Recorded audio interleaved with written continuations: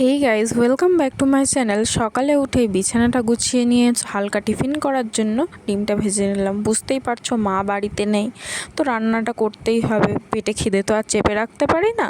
তো ওই জন্য আজকে রান্না করব পটলের তরকারি। তো পটলটাকে ভেজে নিলাম, ভেজে নেওয়া হয়ে যেতে তো পেঁয়াজটাকে ভেজে নিয়ে আলুটাকে ভেজে নিচ্ছি। আলু আঁচ পেয়ে গেলে ভাজা পটলটাকে আবার দিয়ে দিলাম কড়াতে দিয়ে আদা রসুনের পেস্টটা দিয়ে কষিয়ে নিচ্ছি। ভালো করে কষিয়ে নেব।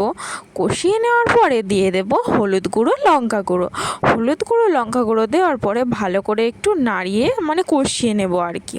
কষিয়ে নেওয়ার পরে একটু হালকা করে জল দিয়ে কষিয়ে নিচ্ছি। হালকা করে জল দিয়ে কষিয়ে নিয়ে জলটা দিয়ে স্বাদ মতো নুন দিয়ে তো এবারে ফুটতে দেব। চালটা ধুয়ে নিচ্ছি, ভাতটা তো বসাতে হবে। তরকারি হয়ে গেছে, এবারে ভাতটাও বসিয়ে দিয়েছি। স্নান করার জন্য জামা কাপড় বের করে নেব। স্নান করে আমি রেডি।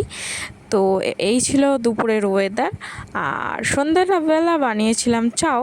তো এই ছিল আমার ব্লগ। ভালো লাগলে